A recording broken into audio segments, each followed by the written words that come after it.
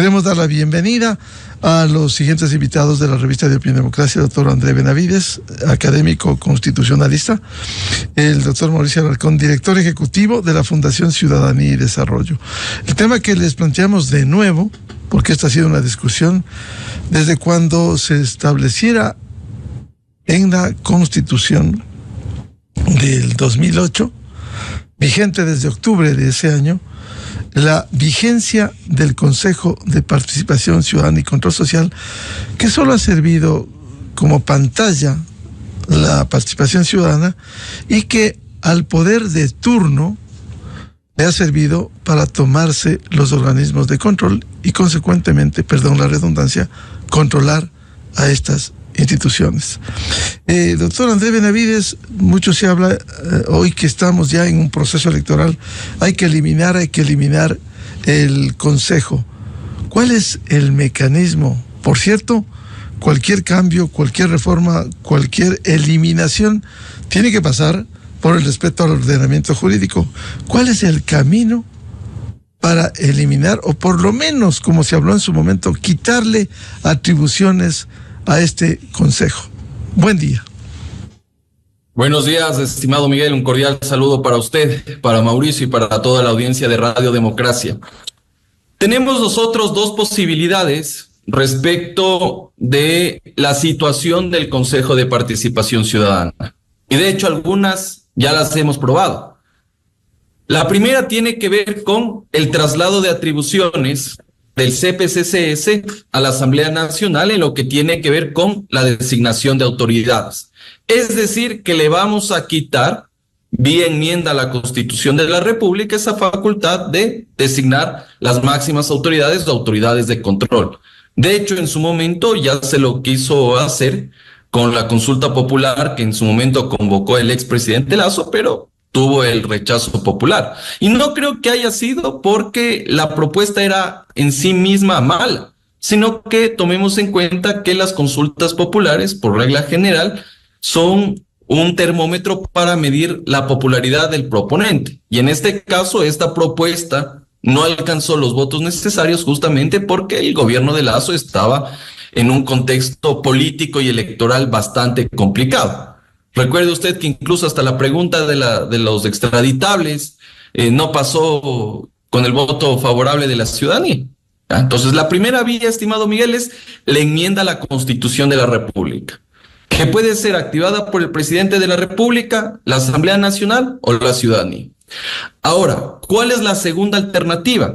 Es la eliminación del Consejo de Participación Ciudadana, pero esto supone no una enmienda, sino una reforma parcial a la Constitución, y esto ya lo ha dicho la propia Corte Constitucional.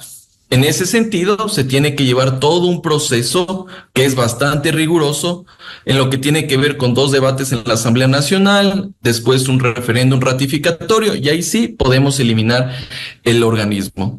Creo que en los momentos actuales que estamos en el país y debido a las últimas actuaciones que ha tenido el Consejo de Participación Ciudadana, hemos podido darnos cuenta de las deficiencias que tiene este organismo y también de los problemas que ha ocasionado a la institucionalidad y que lastimosamente ha servido como una oficina trasera, llamémosle así, de ciertas funciones del Estado, de ciertos grupos económicos, de ciertos grupos de poder, y a la final del día de ciudadano no tiene nada, sino que más bien ha servido como un brazo ejecutor de decisiones de carácter político. Y adicionalmente vemos que en realidad, en lugar de ayudar a que las instituciones funcionen, lastimosamente no es así. Ahorita estamos entrampados con el concurso de fiscal general del Estado. Salieron con cachiporreros a decir que el reglamento de fiscal era lo más perfecto que podía existir. Pero a la final del día, la opinión pública, el foro jurídico dijo, mira, que hay estas deficiencias y por eso tuviste que reformar el reglamento. Pero uno diría, bueno, si ya vas a reformar el reglamento, ha de salir algo mejorcito. Justo hoy estaba revisando el reglamento y lastimosamente tiene errores de bulto, estimado Miguel. Imagínese usted que en el artículo 22, numeral 20, se dice que una de las prohibiciones e inhabilidades para ser fiscal general del Estado es no haber recibido sentencia condenatoria ejecutoria en materia penal. Es decir, que está pidiendo como requisito que el fiscal haya sido sentenciado penalmente. Entonces vemos que ese concurso y ese reglamento no van para ningún lado, y eso solo para una muestra. Entonces yo creo que en los momentos actuales del país la eliminación del organismo yo creo que es necesario. De hecho, el presidente de la República, Noboa, en lugar de estar pensando en las bases militares, en lugar de estar pensando en quitar los fondos de promoción electoral y los fondos partidarios, creo que debería proponer aquello, porque eso sí va a garantizar institucionalidad y obviamente de alguna forma resolver los problemas que tiene el país. Vamos a hablar más adelante precisamente de los temas que incumben al Consejo de Participación Ciudadana, como el concurso, el reglamento para elegir en concurso al nuevo fiscal general, como ya lo señalara el doctor André Benavides. Bienvenido al doctor Mauricio Alarcón, director ejecutivo de la Fundación Ciudadanía y Desarrollo. ¿Qué hacer con este Consejo de Participación Ciudadana y cómo encaminar el futuro de esto? ¿Cuál es el camino? Buen día, Mauricio. Buen día, Miguel. Un gusto compartir este espacio con André y un saludo a la audiencia de Democracia. Discrepo contigo, Miguel. No es una opción quitarle atribuciones a una institución que no merece existir. 16 años de tener una institución parasitaria que para lo único que ha servido es para concentrar poder bajo el modelo hiperpresidencialista de la Constitución de Montecristi. Ya la intención de quitarle atribuciones, de pasar unas cosas al otro lado, de ponerle a promover participación ciudadana y control social se puso a prueba.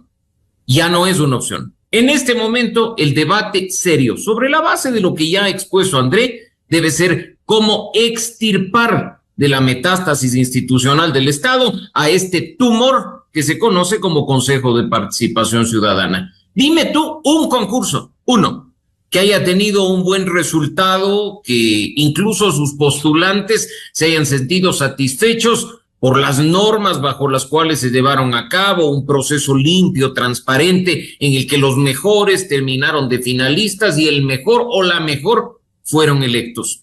Ninguno. No hay uno solo. Incluso, aunque algunos discrepen, y tú uno de ellos, los procesos que llevó a cabo el Consejo Transitorio, el de Julio César Trujillo, fueron fuertemente cuestionados, porque no se los hizo sobre la base de la institucionalidad, sino sobre la base de la coyuntura y, hay que decirlo, intereses particulares. Esta institución no tiene razón de existir. Retomo lo mencionado. Bueno, perdón, Mauricio, todos han tenido sus fallas. Lo que decíamos, hay la disyuntiva, o se le quita las atribuciones o desaparece. Lo ideal es que desaparezca. Nunca debió estar. No hay otro camino, nunca debió estar. Y como tú conoces, tuve la oportunidad de estar en la Constituyente de Montecristi, en el bloque de oposición, trabajando de la mano de Mae Montaño en la Mesa de Justicia y Lucha contra la Corrupción, que en su momento planteó el fortalecimiento de la Comisión de Control Cívico de la Corrupción.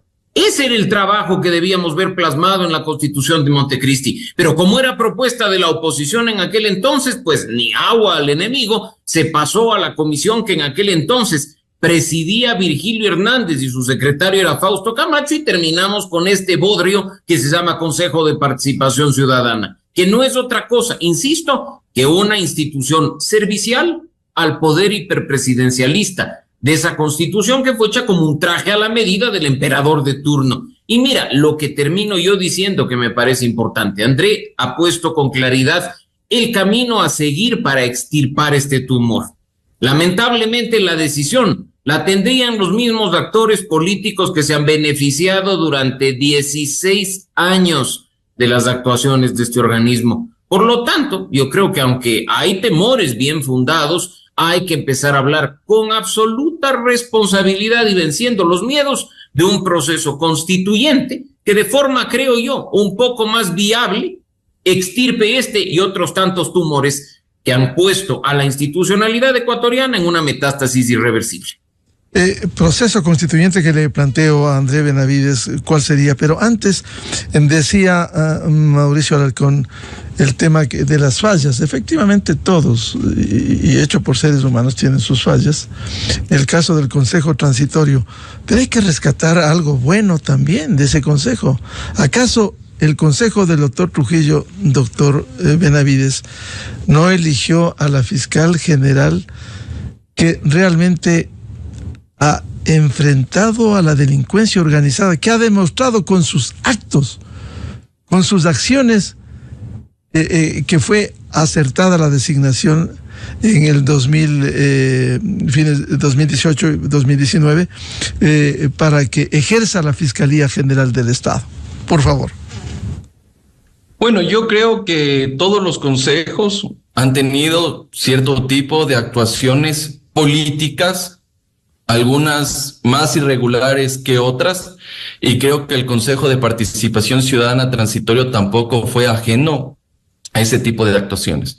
Que estamos de acuerdo que una de las labores más importantes que tuvo el Consejo de Participación Ciudadana fue remover anticipadamente a los funcionarios públicos de las instituciones de control. En esto estoy de acuerdo, porque recordemos que estas autoridades de control prácticamente eran funcionarios que dependían de la Presidencia de la República, hay que decirlo. Y creo que ese, como primer punto, creo que me parece saludable, haber removido a todas esas autoridades que no tenían ningún tipo de independencia. El Consejo de la Judicatura, por ejemplo, de entonces, que manejaba la justicia. Podemos hablar del Consejo de la Judicatura, de las superintendencias, pero también ese Consejo de Participación Ciudadana también cometió algunos errores. Sí, estamos de acuerdo que removió autoridades y nombró a la fiscal general del Estado, pero también errores como, por ejemplo, que lo blindaron al señor Pablo Celi y emitieron una resolución diciendo que como supuestamente en algún momento se iba a crear el Tribunal de Cuentas, déjenlo nomás al señor Celi ejerciendo el cargo de Contralor Subrogante. Y prácticamente ahí se lo tuvo como unos 3 o 4 años, cuando ya debía ser removido. Ya, entonces también aquí cometieron algún cierto tipo de errores. Pero yo creo que más allá de eso, Miguel, yo creo que analizándole conceptualmente ahorita, creo que no es momento de ver los pecados que cometieron unos, que cometieron otros. Yo creo que conceptualmente el organismo tiene que desaparecer.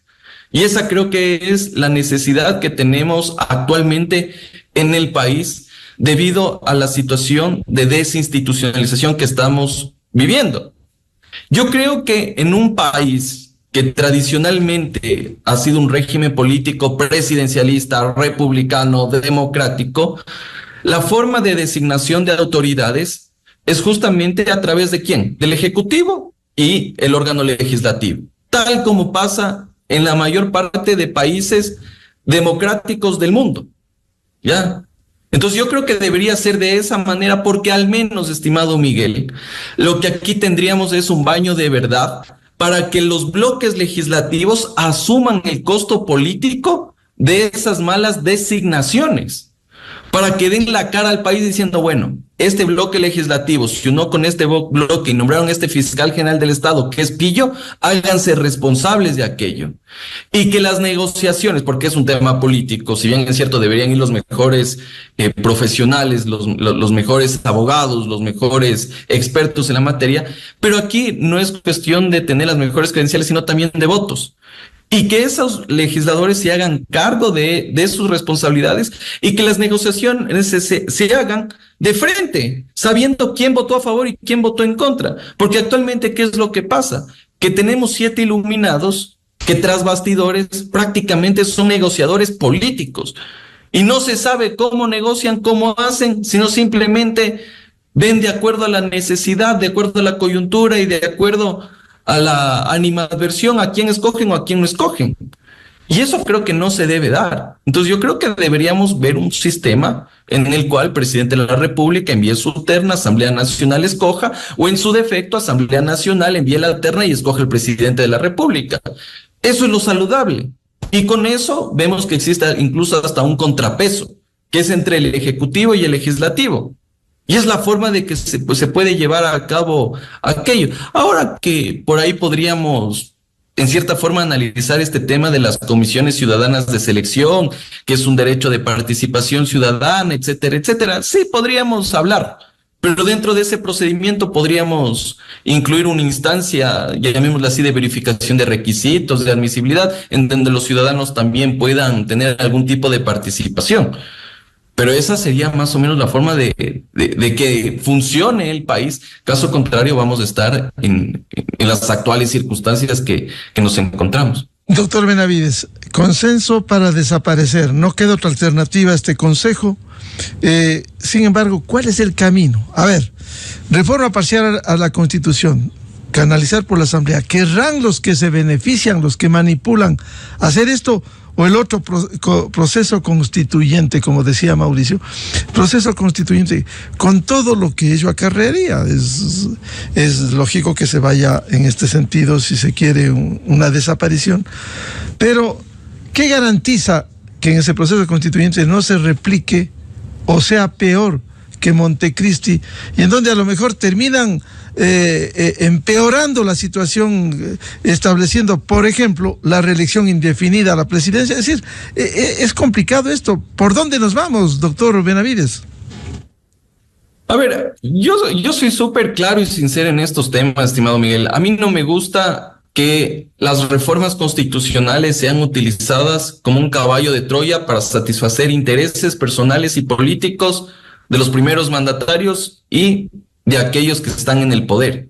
Y eso es lo que ha pasado históricamente. Gobierno que ha llegado, gobierno que ha presentado propuestas de modificación constitucional. Ya, eso lo ha hecho Correa en el 2011, lo hizo Morena en el 2018, lo hizo Lasso en el 2022-23 y lo hizo Noboa recientemente.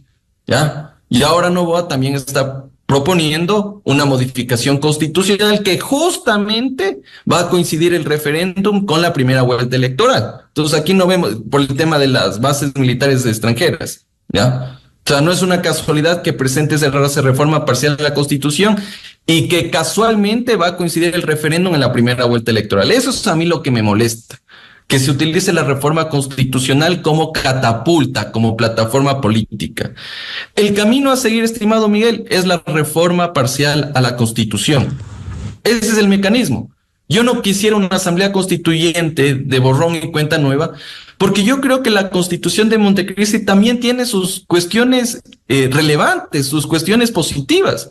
Yo estoy de acuerdo con todo lo que tiene que ver con la parte dogmática de la Constitución, con los derechos, con las garantías. Con eso yo estoy totalmente de acuerdo y creo que es un avance.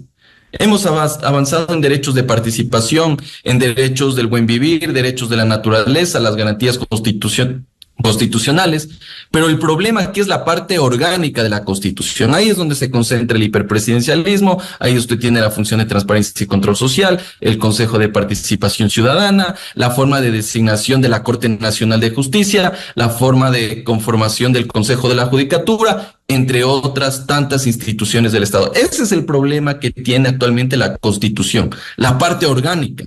Pero una constituyente no me parece que es recomendable. Ahora, si vamos por la reforma parcial a la Constitución, evidentemente aquí también vamos a tener un referéndum ratificatorio por parte de la ciudadanía, porque eso funciona así, hay dos debates en la Asamblea y después referéndum para que la ciudadanía refrende, ratifique lo que fue aprobado por la legislatura. Por eso supone también la erogación de recursos económicos y cada consulta popular te cuesta entre 60 a 80 millones de dólares. Entonces, el chiste de eliminar el Consejo de Participación Ciudadana tampoco es que te sale de gratis. También aquí se necesita de erogación de recursos del Estado. Ahora que ya estamos metidos en esto de las bases extranjeras, que la base de Manta, etcétera, yo creo que propongamos de una vez un paquete de reformas constitucionales, pero que resuelvan los problemas del país. Porque si me vas a proponer que quitar el fondo de promoción electoral y el fondo partidario va a resolver los problemas del país, no va a resolver. Pero si tú me propones una reforma parcial a la Constitución para modificar la integración de la Corte Nacional de Justicia, del Consejo de la Judicatura, yo creo que ahí estamos hablando de otra cosa, de eliminar el Consejo de Participación Ciudadana, ahí estamos viendo otra cosa. Pero yo creo que también el presidente de la República y sus asesores entendería que esas propuestas políticamente pueden generar cierto tipo de resistencia en la ciudadanía. Entonces, claro, es más políticamente rentable y vendible decir que va a volver una base extranjera que decir que vas a eliminar el Consejo de Participación Ciudadana.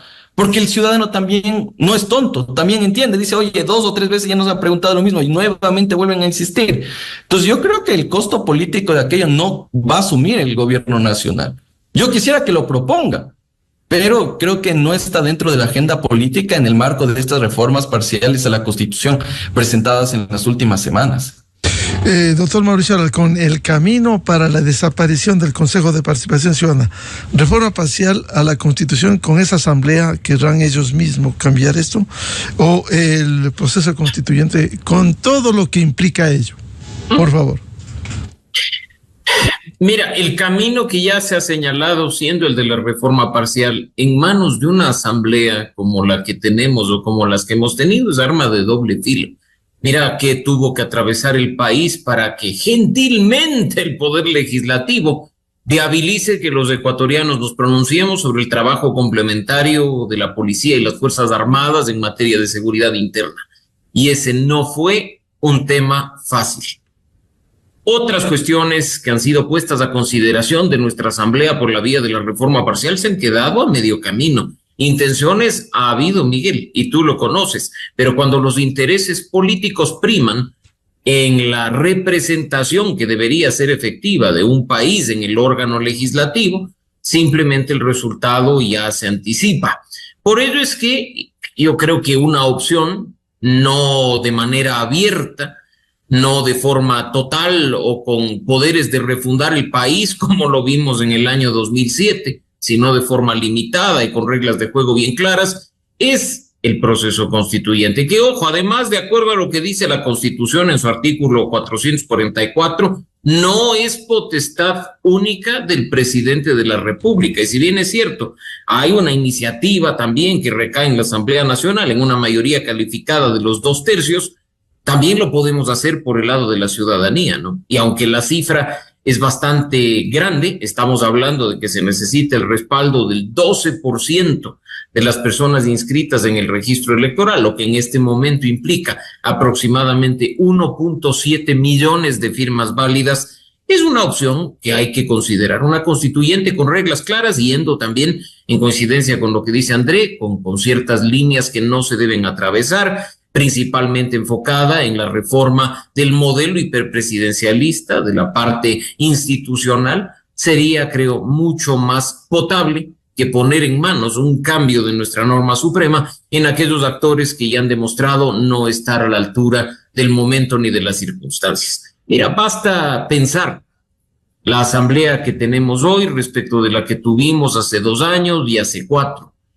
Siempre se dice no podemos tener una asamblea peor, pero por sus obras se los va conociendo. Y en este momento, yo en lo personal, y me anticipo, no espero una asamblea distinta a partir de 2025. Por ejemplo, si votamos por camiseteros, Miguel, no esperemos una asamblea coherente. Si votamos por personas que han pasado por 4 organizaciones políticas en un mismo año calendario, no esperemos una actuación coherente al interior de la Asamblea Nacional. Estamos eligiendo mercaderes que cotizan al mejor postor, que se ofrecen en bandeja de plata a quien les ofrece un poquito más, desde un cargo en la comisión hasta, no sé, pues cargos en el gobierno nacional o en gobiernos locales o después en candidaturas. Así es que ahí también radica la necesidad de ir a un proceso que mejore desde la base misma de la institucionalidad la forma en la que el órgano de representación por excelencia, que es la Asamblea Nacional, ha venido funcionando desde el año 2008.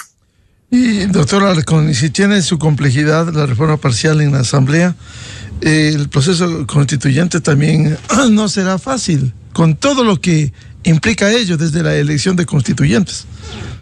Sin duda, Miguel, y por eso es que las reglas claras podrían ser una opción. No dejar abierta la puerta a esos plenos poderes como se lo hizo en el decreto ejecutivo número 2 de Rafael Correa en enero del 2007. Yo creo que así como hemos visto en otros procesos históricos de Ecuador, reglas claras permiten que los procesos funcionen de mejor manera. Y lamentablemente, a los que defendemos el Estado de Derecho, sabemos que la Constitución, aunque nos disgusta en buena parte su contenido, hay que respetarle. Las opciones que se ha señalado son las que están ahí contenidas. La Corte Constitucional ha dado respuesta a pedidos puntuales que han venido de la ciudadanía e incluso de actores políticos. Tú tienes simplemente tres caminos: el de la enmienda constitucional para ciertos casos, no es aplicable al tema que estamos abordando hoy; la reforma parcial, que es aplicable a ciertos casos, establecida en otro artículo de la Constitución; y también el proceso constituyente. Esos denominados candados constitucionales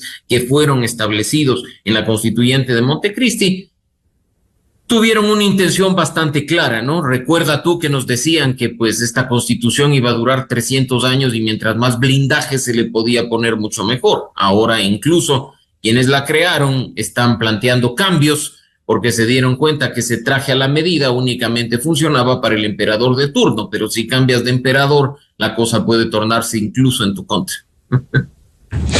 Mauricio, ¿y quién debiera designar, no solo hacer el proceso de regulación del funcionamiento de la constituyente, designar a los constituyentes? ¿En qué condiciones? Porque es cuestión de votos. Si aquí logran captar la constituyente, harán otra barbaridad allí. Sí, pero mira, la consulta que da origen a la Asamblea Constituyente, según el artículo 444, es la que incluye la forma de elección de los representantes, las reglas del proceso electoral. No necesariamente pasa por nuestro recuerdo más reciente, el del 2007, que incluso en ese decreto estuvieron precisamente las reglas de cómo iba a funcionar.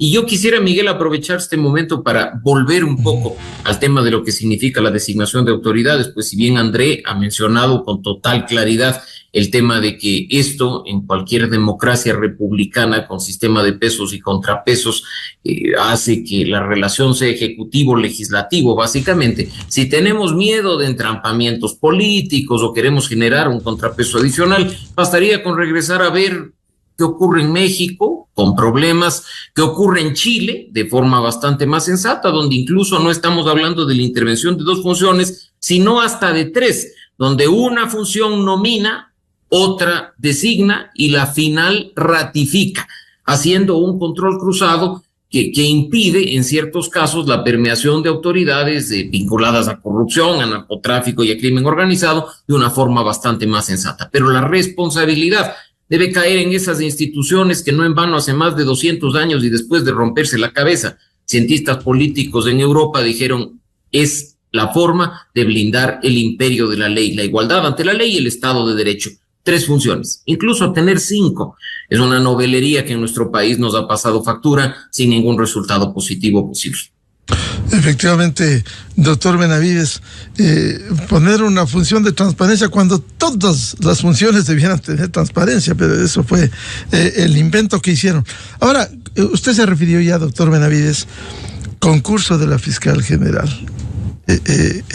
¿Cómo enrumbar, cómo rectificar, dar garantías con un reglamento que no genere dudas como el actual? Bueno, Miguel, hace algunas semanas se promulgó el primer reglamento que tuvo serios cuestionamientos de profesionales del derecho, del foro jurídico, de la academia, de la ciudadanía, y creo que eso presionó para que se reforme este reglamento, pero vemos que todavía siguen existiendo errores conceptuales y errores técnicos al momento de regular todo el procedimiento que tiene que ver con la designación del fiscal general del Estado. Y justamente yo pienso que todavía se mantiene esa intencionalidad política del Consejo de Participación Ciudadana, que en algún momento la comentamos con usted, Miguel. El Consejo de Participación Ciudadana no está empecinado en nombrar fiscal general del Estado. Lo que ellos pretenden es quemar tiempo y patear la pelota para adelante hasta que coincida que el concurso no avanzó con el momento en el cual la doctora Diana Salazar tenga que salir del cargo. Porque el momento en que se encuentre en acefalía la Fiscalía General del Estado y no tengamos al nuevo fiscal, lo que va a pasar es que con alguna pirueta jurídica van a interpretar que se debe nombrar a un fiscal subrogante. Y como el doctor Toainga es en este caso designado para el mismo periodo que ocupa Diana Salazar, lo que va a pasar es que van a poner un fiscal subrogante a la medida, a los intereses del Consejo de Participación Ciudadana, y ahí lo van a tener 3, 4 años, tal como pasó con el señor Celi. Ese es el objetivo, esa es la finalidad. Este tema del reglamento solo es el vehículo y un mal pretexto.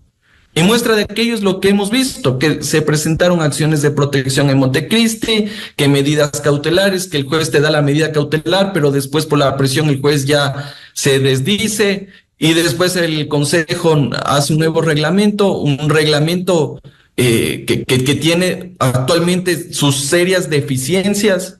Entonces, yo creo que ese es el guión que se está haciendo, tratando de impulsar, generar un escenario de acefalía y nombrar un fiscal general encargado, un fiscal general interino. Eso es lo que se pretende hacer. Y un fiscal que obviamente responda a los intereses políticos de quien en ese momento esté en el poder, ya sea para perseguir a unos o para archivar, para guardarse, para engavetar los procesos, las investigaciones en contra de otros, que son los panas. Entonces, yo creo que de los ciudadanos tenemos que estar bastante pendientes de lo que puede ocurrir.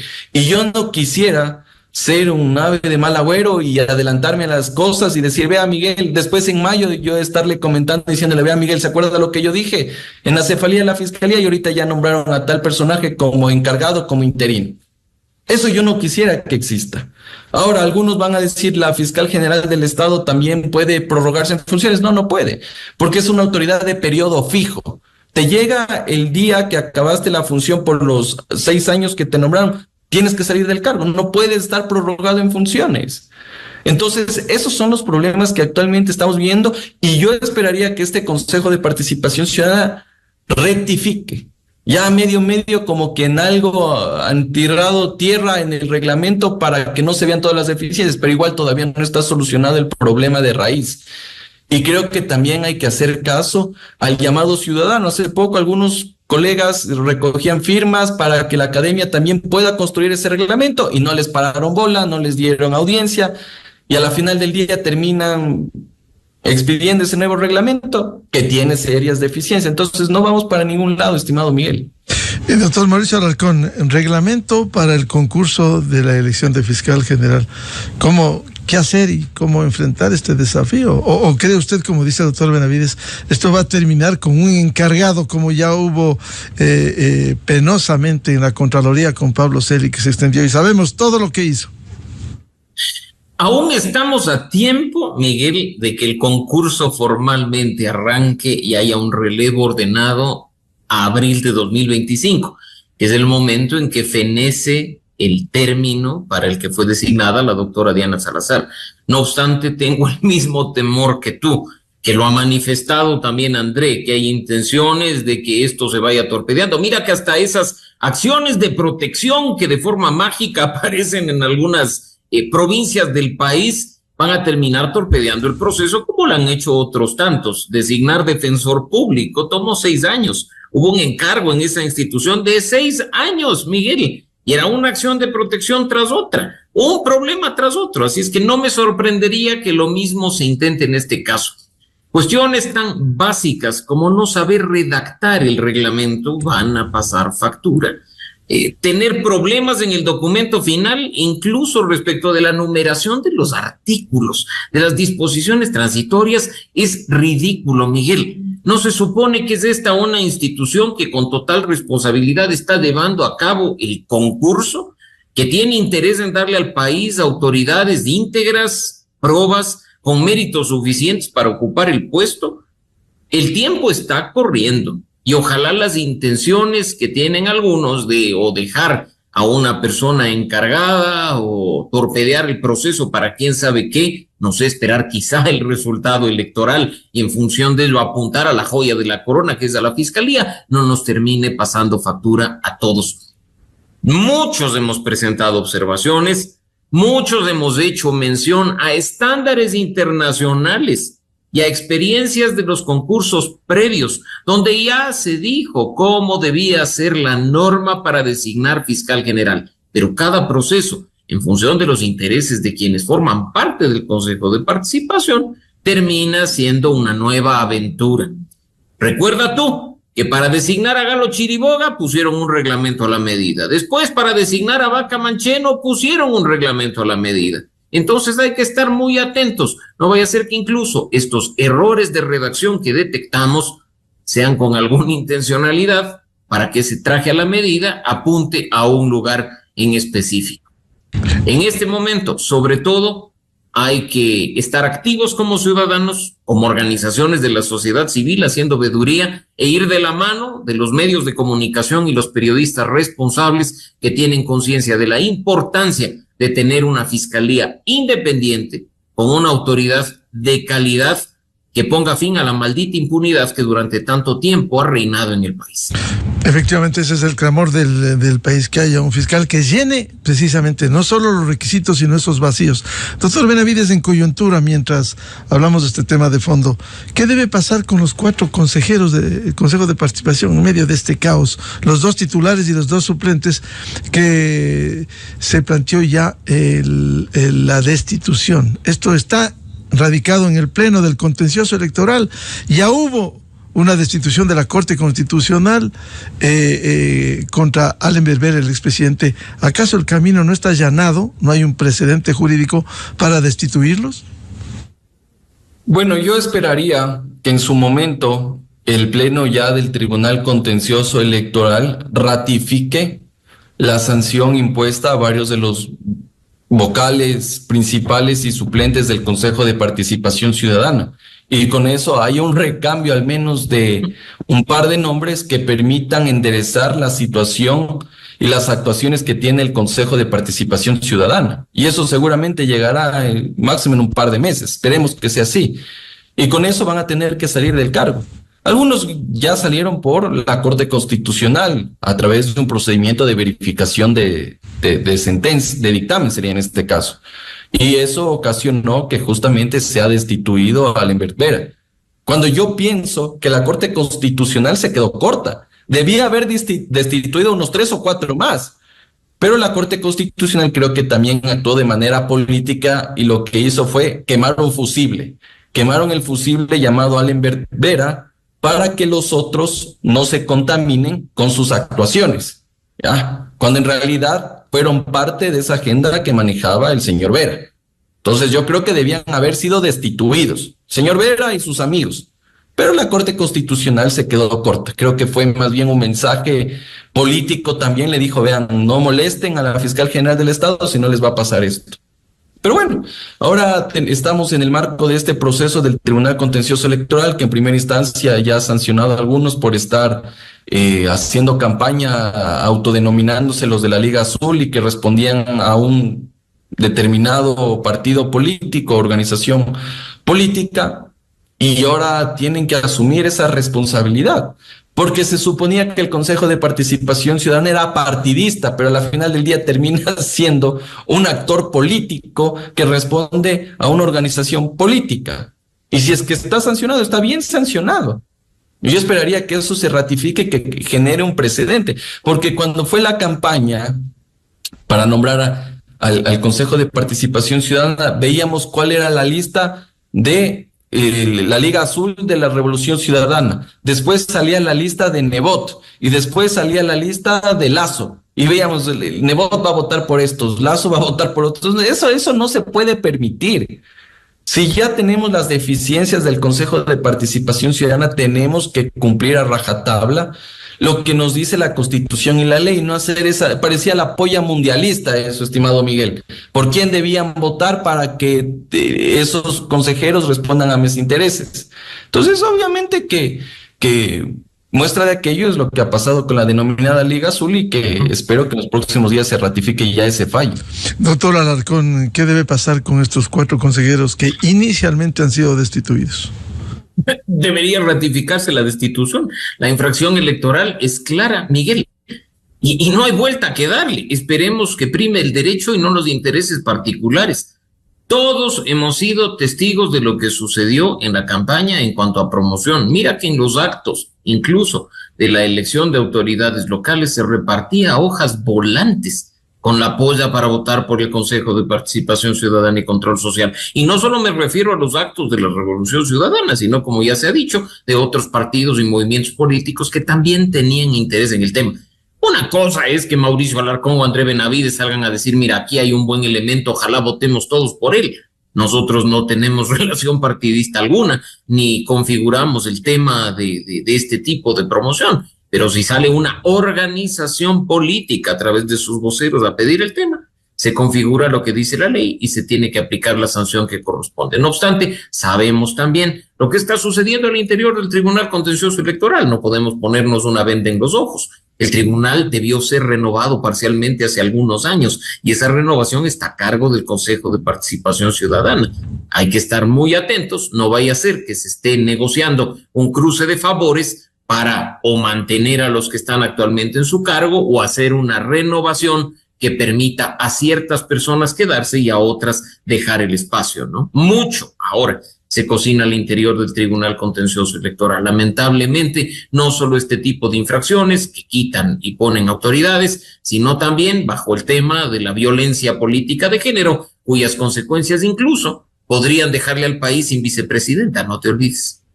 Un tema final para que respondan ahora. Parte excontralor del Estado, Carlos Poli, sentenciado aquí a 6 años por concusión, fugó a los Estados Unidos y para las próximas horas, al menos para este martes 1 de octubre, está previsto que se lea, porque ya no hay dudas de que será condenado, que se lea a cuántos años le ponen. ¿Qué piensa, doctor André Benavides? Yo creo que la situación jurídica y judicial de Carlos Poli es la muestra más clara de las deficiencias y también de los defectos que tiene el Consejo de Participación Ciudadana al momento de designar autoridades. Recordemos que el señor Poli era el contralor de 100 sobre 100, ¿ya? Entonces prácticamente después de él no existía nadie quien era mejor para ocupar ese cargo, pero ha sido 100 sobre 100, pero para delinquir. Pudo sortear la justicia ecuatoriana, pero en Estados Unidos, donde algo existe de independencia de las autoridades, vemos cómo ha actuado la justicia federal y termina sentenciándolo por estos delitos de lavado de activos, de corrupción, etcétera, etcétera. Y por ahí tenemos también otros ejemplos como el del señor Chiriboga, que me parece que también fue fiscal nombrado 100 sobre 100. Entonces, con esos ejemplos, ¿qué nos queda? Tenemos que, obviamente, tener un consejo de participación que garantice que los mejores ciudadanos, los mejores profesionales ocupen ese cargo. O de lo contrario, lo que ya hemos expuesto en estos minutos, estimado Miguel, eliminar el consejo y ver otra forma de designación de las autoridades para que justamente no se vuelvan a repetir estos sucesos lamentables que prácticamente lo que han hecho es ensuciar la función pública. Por eso es que ya nadie piensa en ejercer cargos públicos, porque saben que hagas bien o hagas mal, a la final del día te van a terminar glosando, investigando o interpelando políticamente. Y es por eso que algunos, y me incluyo, yo no quiero mojarme el poncho con la función pública, porque sé que a partir de eso es un mecanismo de exposición y de persecución. ¿Qué garantías existen para los buenos profesionales para ocupar un cargo público? Ninguno. Ninguno. Y por eso es que los que en su vida han logrado tener algo, quieren llegar a la función pública, ya sea por falta de trabajo, ya sea para hacer corrupción o simplemente por novelería o capricho. Y por eso tenemos funcionarios públicos que ni siquiera saben hablar. Entonces ya el problema no solo es en el tema del Consejo de Participación Ciudadana, sino sistémico. Y cómo por el pretexto político, lo que ha ocasionado es que ya nadie quiera ocupar la función pública por la persecución que se pueda dar. Doctor Mauricio Alarcón, ¿qué debe esperarse para las próximas horas? La sentencia condenatoria, no se sabe los años, contra Carlos Poli en los Estados Unidos. Este contralor de lujo, como se dijo en ese gobierno, ese contralor del 100 sobre 100. Miguel, el proceso en Estados Unidos ha puesto en evidencia todo lo que lamentablemente en Ecuador no se pudo evidenciar. Por un lado, el tema de las fianzas, ¿no? Imagínate tú lo que es con total y absoluto desprendimiento pagar fianzas millonarias a la justicia estadounidense para defenderse en libertad.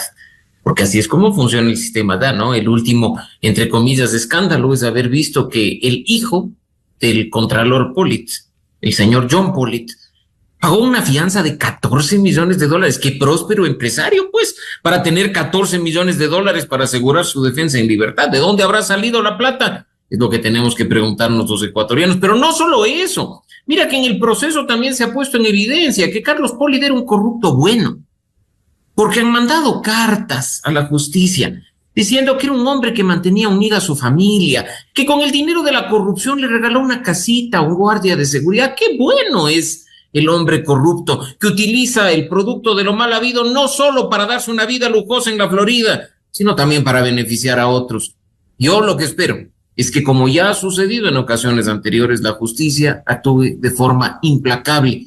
Y si en nuestro país las instituciones son incapaces de hacer justicia, de recuperar el producto de lo mal habido y ponerlo al servicio de los ecuatorianos, que los países con algo más de independencia y con mejores sistemas judiciales nos den una manito. Que se siente, Miguel, un precedente para que los corruptos ecuatorianos que han puesto el dinero que nos han robado, no en paraísos fiscales, sino en países como los de Estados Unidos, se pongan a temblar. Y esperemos que las autoridades, en acuerdo con las de otros países, actúen de forma contundente. Que se haga justicia, nada más. Aquí no hablamos de venganza. Aquí estamos hablando de que se aplique la ley y que se sancione a los responsables como corresponde. Muchas gracias el aporte a este debate, partiendo del tema que han coincidido la desaparición de este Consejo de Participación Ciudadana y Control Social. Muy amable doctor André Benavides, muy amable doctor Mauricio Alarcón. Gracias por la invitación, Miguel. Un gusto, Mauricio. Muchas gracias, Miguel, por la invitación. Un abrazo para ti, para André y para la audiencia. Muy amables. 2 minutos en el territorio continental ecuatoriano. Vamos a una pausa y volvemos. Tenemos previsto un diálogo con el economista Alberto Acosta Burneo, de Análisis Semanal, los grandes desafíos de la economía ecuatoriana cuando se habla de la necesidad de contar al menos con 1.700 millones en inversión privada, y también la crisis eléctrica, porque precisamente Colombia, queremos decirles, acaba de suspender la venta de energía al Ecuador en medio de la sequía. El anuncio del gobierno colombiano es la suspensión de la venta de energía al Ecuador, porque ellos también sufren sequía que atraviesa el continente y el país utiliza el parque térmico con mayor intensidad. Esa es la realidad que complica aún más la situación de provisión de energía eléctrica en el Ecuador.